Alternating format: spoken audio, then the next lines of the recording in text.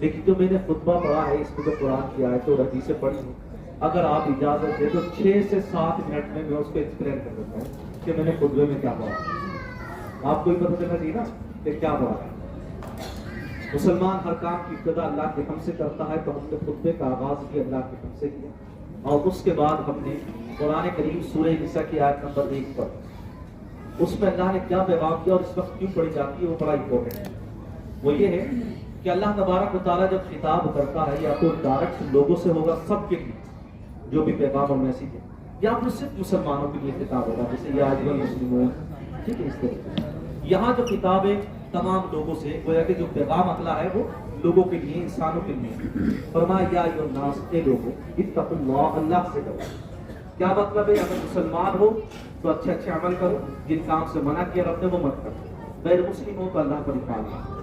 پھر فرمایا خلقکم من نفس واحدہ، اللہ نے تمہیں ایک جان سے پیدا کیا۔ یہ ایک میسج دیا تھا سورہ نساء کی پہلی آیت، اللہ نے تمہیں ایک جان سے پیدا کیا۔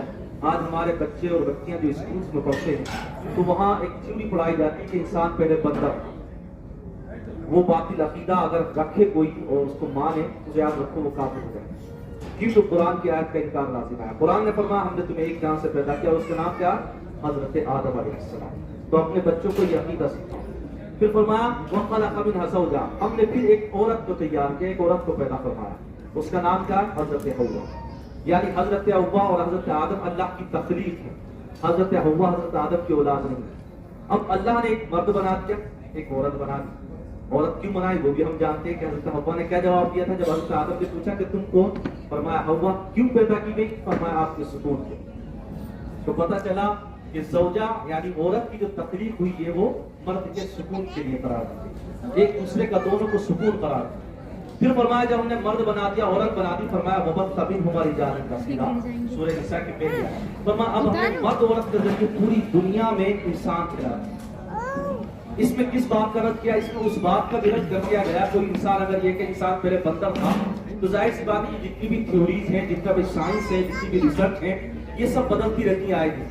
اس کا آبجیکشنس رہتے ہیں، اس کے اعتراض رہتے ہیں۔ اگر کوئی پہلے انسان بندر تھا، بندر انسان بنا تو بندر کی پوچھ کہاں گئی؟ انسان کے کیوں نہیں ہے؟ اب کوئی بندر انسان کیوں نہیں بنتا؟ کتوں کو بڑی اچھی ٹریننگ دی جاتی ہے، جانوروں کو ٹریننگ دی جا رہی ہے، تو کوئی بندر مطلب اعتراض کر سکتے ہو، لیکن جو اللہ نے فلسفہ پیش کیا اس کو دیکھیے آپ کس طریقے سے بیان کرتا ہوں میں۔ آپ کسی بھی شہر کی آبادی لے لیجیے، کسی بھی شہر کی، آپ پاس میں جائیے 10 سال پیچھے آبادی کم ہو، 20 سال پیچھے جائیے وہ کم ہو، جتنا ماضی میں جاتے رہو گے آبادی کم ہوتی رہے گی۔ پتہ چلے گا کوئی فلاں شخص آیا تھا، اس نے یہاں گھر بنایا، پھر اس کے بعد اس کے بچے کے بچے یہ ایک نگر بنا، شہر بنا، پھر اس کے بعد یہ ایک بڑا شہر بنا۔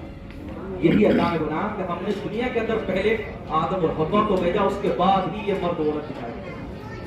اچھا اس کو پڑھنے کا مقصد اب کیا سوچو گے کہ یہ حضرت آپ نے کیا بیان کر دیا؟ اب اصل میسج آئے۔ اب اللہ نے فرمایا وَتَسَاءَلُونَ بِهِ وَالْأَرْحَامَ، کہ دیکھو ایک باپ بنا آدم علیہ السلام، ایک ماں بنی حضرت حوا، بچے آپس میں بھائی بہن بنے، ماں باپ کے لیے وہ اولاد بن، یہ رشتے بنے۔ یہ جو رشتوں کا جال رب نے بنایا، اللہ نے فرمایا وَتَسَاءَلُونَ بِهِ وَالْأَرْحَامَ، جس کے نام پر مانگتے ہو وہ حکم دیتا ہے اب ان رشتوں کو جوڑ کر رکھو۔ اب تک ان پر ان کے ماں باپ کا حق تھا، ان کی بہنوں کا حق تھا، اب ان کے ساتھ ایک نیا رشتہ جڑا، کیا ان کی بیوی کا بھی حق تھا۔ اب ان کو وہ بھی بیلنس کرنا ہوگا، ان کے ساتھ سسر کا بھی حق ہے۔ ایسی لڑکی کے ساتھ بھی ایک نیا رشتہ بنا کہ اس کی زندگی میں ایک شوہر آیا، اب تک اس پر اس کے بھائی کا حق تھا۔ تو یہاں جو پڑھی جاتی ہے اسی لیے پڑھی جاتی ہے، رب نے فرمایا وَتَسَاءَلُونَ بِهِ وَالْأَرْحَامَ، کہ جس کے نام پر مانگتے ہو یعنی اللہ کے نام پر، وہ حکم دیتا ہے رشتوں کا خیال رکھو۔ مولا اگر رشتوں کا خیال نہ رکھے، جیسا کہ آج کل ہو رہا ہے ڈومیسٹک وائلنس سے، آج کل جیسے کہ میاں بیوی کے جھگڑے، بہن بھائیوں کے جھگڑے، اگر رشتوں کا خیال نہ رکھا جائے، نہ جوڑا جائے، ان کو ان میں محبت نہ تقسیم کی جائے، تو کیا ہوگا؟ سورہ اعراف کے آیت نمبر 25 رب نے فرمایا وَالَّذِينَ يَنقُضُونَ عَهْدَ اللَّهِ مِن بَعْدِ مِيثَاقِهِ وَيَقْطَعُونَ مَا أَمَرَ اللَّهُ بِهِ أَن يُوصَلَ وَيُفْسِدُونَ فِي الْأَرْضِ، فرمایا زمین میں فساد کرنے والے، میرے وعدوں کو توڑنے والے، اور جن کو میں ملا رہا ہوں ان رشتوں کو ختم کرنے والے، رب نے فرمایا ان سب پر اللہ کی لعنت ہے وَلَهُمْ سُوءُ الدَّارِ، اور یہ سب جہنم میں جائیں گے۔ اسی لیے ہمیں چاہیے کہ آج سب سے زیادہ بدحالی کی وجہ یہ بھی ہے کہ ہم آپس میں بھائی چارگی سے نہیں رہتے، ہمارے درمیان محبت، خاص کر بھائیوں میں آتی ہے جس کو بلڈ ریلیشن کے ان میں نہیں ہے محبت۔ تو یہ میں نے آیت پڑھی، تو میں اس طرف نہیں جاؤں گا، ٹاپک میرا وہ نہیں۔ پھر میں نے ایک سورہ آل عمران کی آیت پڑھی، اللہ نے فرمایا ایمان والو اللہ سے ڈرو اور زندگی ایسے گزارو کہ جب تمہارا انتقال ہو تو مسلمان۔ پھر میں نے ایک آیت پڑھی سورۃ الاحزاب کی، اللہ نے فرمایا ایمان والو اللہ سے ڈرو اور سیدھی بات کرو۔ اب کہو گے یہ کی طہارت میں سیدھی بات کرو، یہ کی کہا سچ کرو۔ فرق ہے سیدھی اور سچ بات میں۔ یاد رکھو سچ بات میں کچی ہو سکتی ہے مانوی اعتبار سے، سیدھی بات اس لیے رب نے کہا کہ کچی نہ۔ رشتوں میں دراز کی ایک وجہ یہ بھی ہے، یاد رکھو آپ کے معاملات میں بگاڑ کی وجہ یہ بھی، انسان سچ تو بولتا ہے مگر اس میں بھی کچی ہوتی ہے۔ میں نے پوچھا خالص نجمان صاحب سے کہ آپ کی گاڑی میں جگہ کا حضرت پوری چھت کا ہے، بات ان کی بالکل سچ تھی کہ اس میں کچی کتنی بڑی ہے ہم سمجھائیں۔ میری مراد کیا تھی کہ سیٹ ہے نہیں، میں بیٹھ سکتا ہوں اس میں، یہ مراد بات سچ تھی۔ آج بھی یہی وجہ ہے کہ جب میاں بیوی آپس میں گفتگو کرتے ہیں یا ہم ایک دوسرے سے بات کرتے ہیں، بول تو سچ رہے ہوتے ہیں لیکن سیدھی نہیں کر رہے ہوتے بات۔ ہاں میں دہلی میں ہوں لیکن کہاں ہوں یہ نہیں بتا رہا، ہاں ذاکر نگر میں کہاں ہوں یہ نہیں بتا رہا، بار بار پوچھا کی جگہ بالکل فکس جگہ بتائیے کہاں، ہم نہیں بتا رہے ہیں۔ اس سے اچھا ہوگا کیا؟ اس کی اگلی آیت جو میں نے پڑھی، اگر ہم سیدھی بات کریں گے تو مولا کیا ملے گا؟ اللہ نے فرمایا یصلح لکم اعمالکم ویغفر لکم ذنوبکم، تمہارے اعمال درست کر دوں گا، تمہارے گناہ کو بخش دوں گا، یعنی تمہارے معاملات میں سدھار آ جائے گا۔ اعمال کا مطلب معاملات، تمہارے معاملات بھی سدھر جائیں گے اور جو تم سے گناہ ہو رہے ہیں وہ بھی اللہ معاف کرتا ہے، اور یہی سب سے بڑی کامیابی۔ یہ میں نے چند آیتیں پڑھی، پھر میں نے حدیثیں پڑھی ہیں، ایک دو حدیثیں سن لیں جو پڑھی ہیں۔ اللہ نے فرمایا جب بندہ نکاح کرتا ہے تو آدھا ایمان کمپلیٹ، کہا آدھے میں کیا کیا جائے؟ کہا آدھے میں اللہ سے ڈرے، اور یہ یعنی اللہ کا خوف رکھ کے انسان نماز روزہ ہوتا ہے۔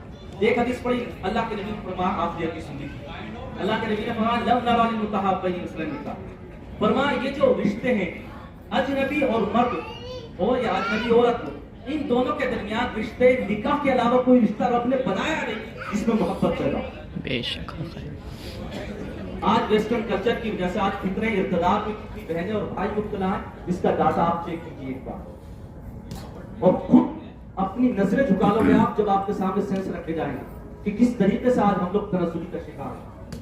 اللہ نے فرمایا، نبی فرمان ہے، نبی کا فرمان اللہ کا فرمان ہے، یاد رکھو، فرمایا نکاح کے علاوہ کوئی رشتہ وجود میں آیا نہیں جو محبت پیدا کرتے دو لوگوں میں۔ قرآن کی آیت سورہ روم کی آیت نمبر 21 اللہ نے فرمایا وَمِنْ آیَاتِهِ أَنْ خَلَقَ لَكُم مِّنْ أَنفُسِكُمْ أَزْوَاجًا لِتَسْكُنُوا إِلَيْهَا وَجَعَلَ بَيْنَكُم مَّوَدَّةً وَرَحْمَةً۔ اللہ نے فرمایا ہماری نشانی آسمان ہے، سورج ہے، چاند ہے، زمین ہے، یہ سب ہماری نشانی ہے، یہ بھی ہماری نشانی ہے کہ آدم کو پیدا کیا، حضرت حوا کو پیدا کیا، ان دونوں کے ایک دوسرے کا سکون بنایا، اور فرمایا جب بندہ نکاح کرتا ان دونوں کے درمیان نکاح کے بعد محبت، رحمت، محبت پیدا کرنا، یہ بھی ہماری نشانی ہے۔ تو ہمیں نکاح کرنا چاہیے، نہ کہ جو آج لیون ریلیشن شپ کے نام پر ہو رہا ہے یا جس طریقے سے گرل فرینڈ بوائے فرینڈ کے نام پر ہو رہا ہے، اس کو ختم کرنا چاہیے، اپنی بہن بیٹیوں کی ذہن سازی کرنا چاہیے، اپنے بھائیوں کی ذہن سازی۔ اللہ کی توفیق بخشے، میں نے پھر درود پاک پڑھا، اس کو ختم کیا، اللہ قبول کرے۔